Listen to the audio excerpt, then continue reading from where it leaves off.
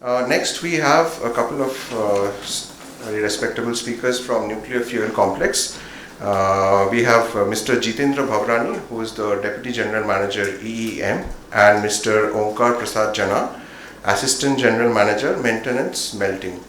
And they will be talking on computer vision based AI aided plasma melting furnace. Now I would like to invite Mr. Jitendra Bhavrani and share his insights.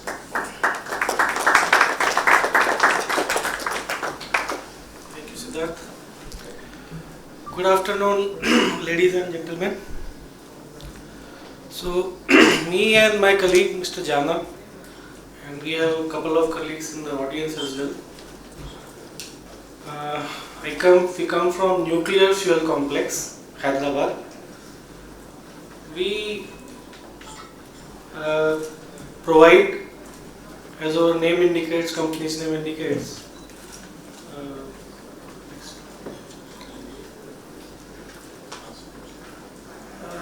we provide fuel to atomic reactors working in India. Thank you.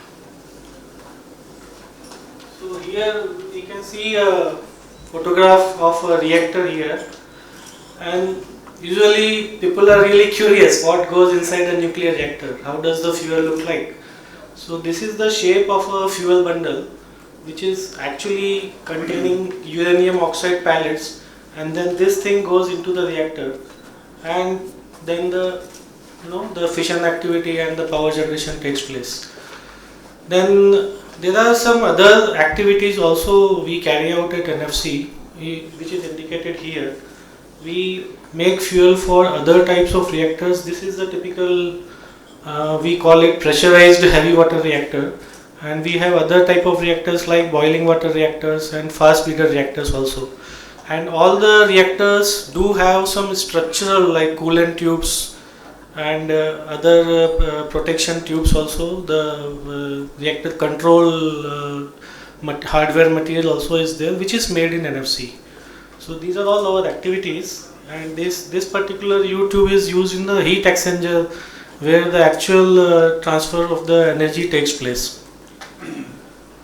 So our slogan is from ore to core. So we are the only facility in India where we manufacture the fuel for all the reactors, and we have 22 of them. Latest, if you tell, 25 number of reactors are there in India in different states, and from NFC we supply fuel to all of them. So this is the indication here. From this Hyderabad facility we give it to Narora, then Rajasthan, Gujarat, Maharashtra, Tamil Nadu, UP and all that.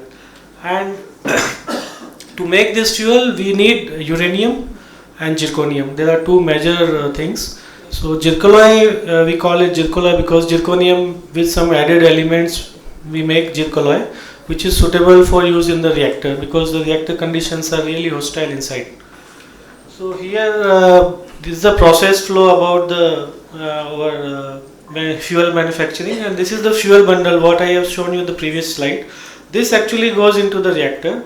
To make this there are different processes. From here you see we give uranium oxide fuel pellets, which are again, if you see here, we get it from Jadugada mining fields, and then we convert into the pellets. From this side we produce the zirconium sponge, we melt it, then convert into ingot, and then we make different tubes in the different size and dimensions, and then we give it to the assembly plant. In assembly plant the tubes and pellets are converted that kind of the bundle, which is subsequently sent to the reactor.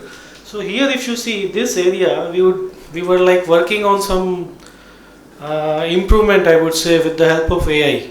So we thought when we got the invitation for this forum, we just asked Ganpati sir, why not just we can share some work which we have been doing in last maybe about 6 months time. So here if you see in this manufacturing process, in any manufacturing process for that matter, a lot of scrap is generated at every stage, and this scrap is really very useful for us and costly material, which is and it's a reactor grade. So reactor grade means there are a lot of specifications and stringent requirements So there are the processes and quality assurances are very stringent. So we do have to reuse that, recycle that particular scrap. This scrap is recycled using the something called plasma based melting, which is again converted to some special shape, and then it can be reused after converting it to that shape. So this particular process, we have done some work using AI, which my colleague will be explaining in more detail. These are meanwhile some more structural materials which we are explaining. This is of course the same fuel bundle, and these are the different type of hardware. If you see this, there is a special kind of reactor which is called a fast breeder reactor. The importance of fast breeder reactor is that you breed more fuel than you consume. There is something called breeding ratio. So this comes under the second stage of our nuclear power program. So for that, this type of hardware is utilized, and these are the uranium pellets which go into the tubes here. So if you see, this bundle will be having some 19 elements. We call it element the tube. Each tube will in case have these uranium oxide pellets. So this is the finally what all things we make, and then this is the team. Our team, what does we do? So we have so many legacy systems. Rather, I will tell now that we used to have, because NFC was established around 1960 to 70. At that time, relay logic, TTL, the first generation PLCs, those used to exist. Now with our long efforts, we are now in a stage where I can proudly say there is no legacy system existing in NFC. We have modernized all the control systems which are now minimum PLC basis, and some equipments are even running with the higher end systems like motion controllers and all. So these were all our challenges. Here if you see this variety of instrumentation things we have, and then we have new machines, like we are not talking about AI, but we keep importing or making in India number of machines which are having very advanced control system. So we have to not only convert these legacy systems by means of retrofitting and innovation, and then new machines with latest science. So we have to train our guys, and we have to be on self-reliance mode, and finally our role is to get high availability, because we are the only one who can give. And there are some equipment in NFC, they are only one of that kind. So that particular equipment is down because of any reason, the entire power plant of nuclear fuel cycle will stop. So this is what we do, and from here on my colleague Mr. Jana will be explaining you about the application. Jana. Thank you, Jitendra. So, as Mr. Jitendra said, in the process of manufacturing of fuels and its structural materials, lot of scraps we generate. They are very costly, and we cannot afford to just throw it. Besides that, they are very fire prone. Means if you put those scraps in the hot sun in bare, it can catches fire. That much hazardous it is. So we have to put it in the safe. But we try to use it in the main stream of operation. At the same time, the zirconium we are getting from zircon sand from Tamil Nadu and Kerala beaches. So more we consume, more natural resource is also depleting. So this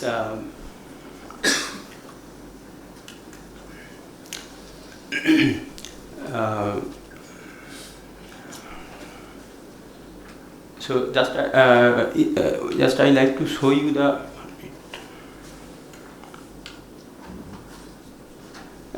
different type of scraps of very irregular and shape and sizes we make. These are the things which we want to consolidate.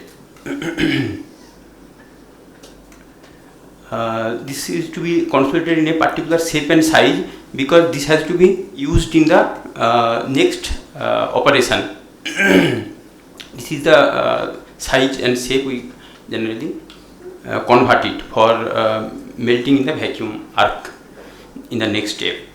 So this consolidation happens in the using argon plasma electron beam melting process.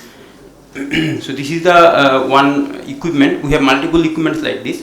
So this is this has its vacuum chamber. It operates. The process happens a very fine vacuum, and this is the gun in which the beam gets generated, and inside the chamber there is a horizontal open kind of hearth or mold which contains the scrap, and during the melting in the consolidation process the layer of the scrap that gets down, so that time we charge it online within the vacuum through this component which is called charger, online top-up charger.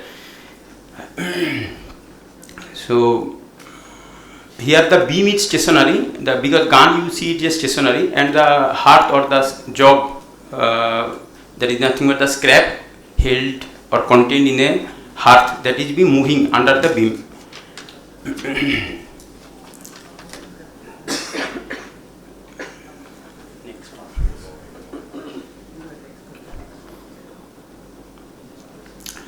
So this plasma electron beam melting, this is a very high current operation, around 4000 ampere it draws and around 240 kilowatt. This initially we hold the scraps of big sizes in the hearth like this, and then this will be melted initially and the layers come down. So next it will be the next. Just click on.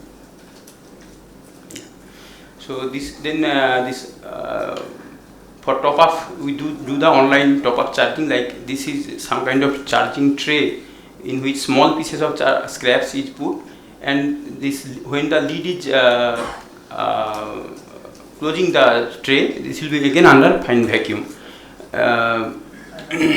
So after this top up, there will be cycles of top up charging, and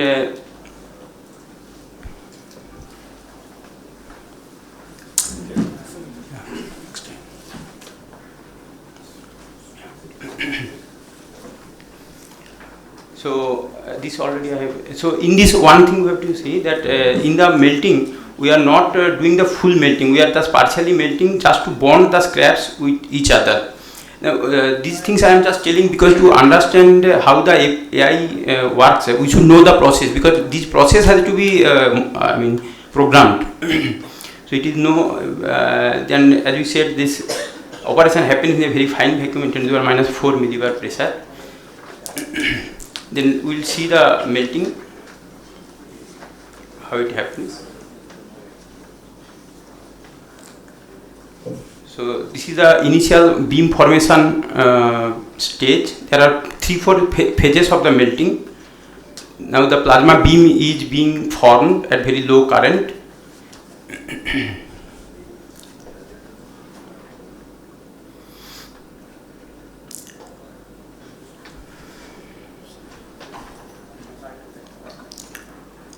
So initially the beam will be very fluctuating.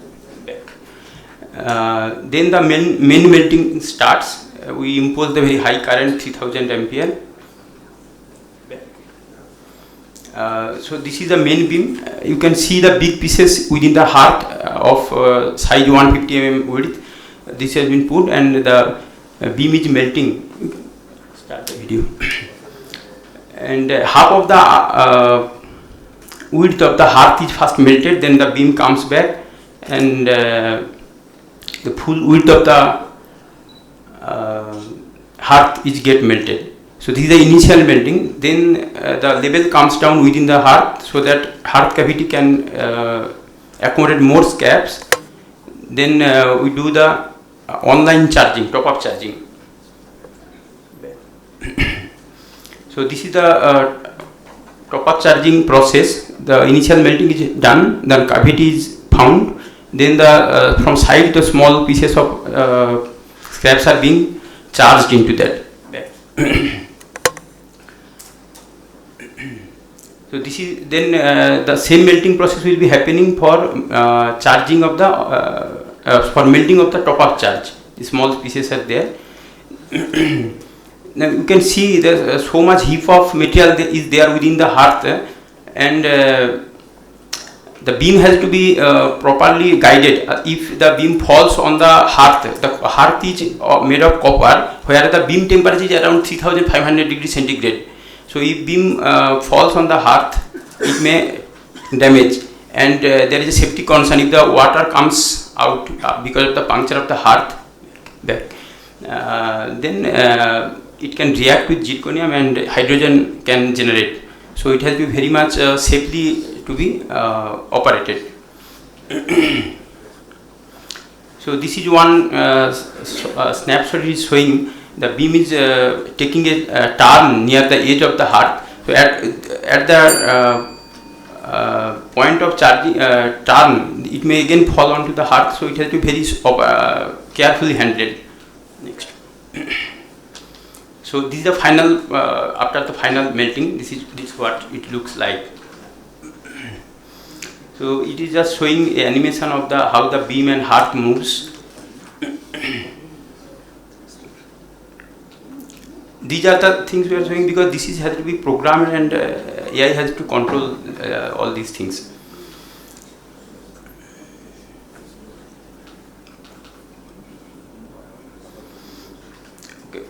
Okay, we'll go to the next. So this takes around 2.5 hours to 3 hours continuous engagement of operator, and each and every moment of the beam and has to be decided by the operator. This is not only seeing the beam, it has to see whether the melting has been done properly or not. Until otherwise the hearth and job movement has to be decided by the operator. So it is very operator intensive process. Now in the risk, as we have already told, if there is any unmelted part, big pieces remain there, this can break the product, that electrode what we get out of this, and it can create problem in the next phase of operation. Now as we said, this can damage the heart, and during the overflow, during the charging of the top-up material, the charged material can overflow and fall down, and the charged material can touch the focusing coil. So if it touches the focusing coil, there will be a huge short circuit because 4000 ampere is showing. So though the operator is doing this works, operator is doing this, suppose if it is absent-minded or failed to detect, then this kind of problem may happen. And then during the process, this beam can flare up, and there is one particular process, edge cutting. This is very critical because some of the big pieces may be part of the big piece of the scrap may be within the cavity of the hearth, and some part of it may be on the edge of the hearth. So that time the beam has to cut the piece very precisely so without damaging the hearth edge. So these are the risks involved, and this needs very much rigorous training of the operator, and we have seen from operator to operator the times varies a lot. Some people can do the melting in 2 hours, some person can do the same melting in 3 hours. So in that time we are losing the power, the energy. Now so what AI is going to do is into this. So we have the AI has to detect the melt phase and unmelted phases, and this detection has to be done just behind the beam. There are a lot of things to be there, the molten pool, solidified pool, so many things are there. So you can see the yellow part, this is the melted part. In around that lot of scraps are there, but the computer vision has to see in that back. Then modulate the speed of the hearth to so that sufficient molten pool spread, it has to detect to burn the scraps. Then if any unmelted part is there, the beam has to come back to the unmelted part. Then ensuring the safe distance of the beam from the hearth edge to at both the ends, because this end, the end of the hearth is very difficult to detect because it appears only for smaller time.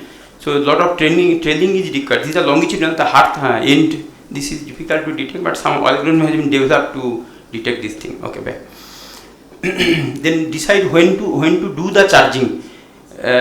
This charging has to do when the cavity is found, and to at what speed it has to be detected charged. So that also has to be decided now doing by the operator, so it has to be decided by the AI.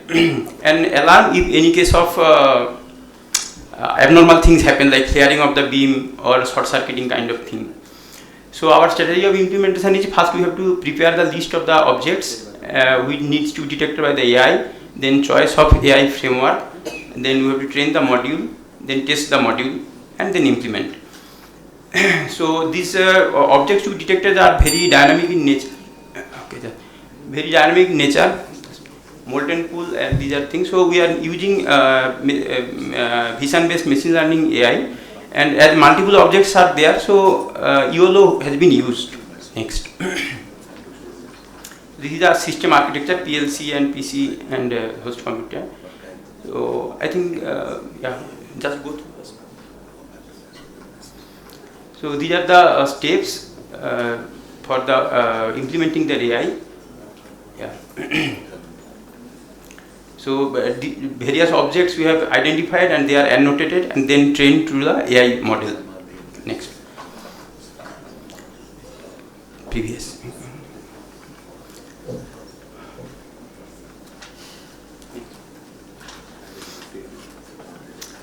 So after training the module, we have trained the module and tested on the running equipment. And first we have generated the visual prompts, and operator checks whatever the prompts are coming, whether it is okay or not okay. So after such training of 40 to 50 trains, then we will implement. So now we are in the step 11, where the operator is checking whether all the prompts are coming in properly. So far we have got more or less 90 to 95% success, correct prompt. So we are still fine tuning. Maybe it will be put in automation connected to PLC for automated operation the next month. Next. So the benefits of these things are there. Now we have multiple furnaces, and a nuclear reactor, nuclear program needs lot of nuclear fuel. So, but manpower is a crunch. So if we put AI, then single operator can operate multiple furnaces, and that requirement of trained operators will not be there, and melting duration will be optimized, so the energy consumption will be optimized, and the quality, that is surface finish after the final product is very important. So AI can look after that, and the accidents like focusing, coil damage, and short circuit, those things can be avoided. And so multiple benefits we will get. Thank you.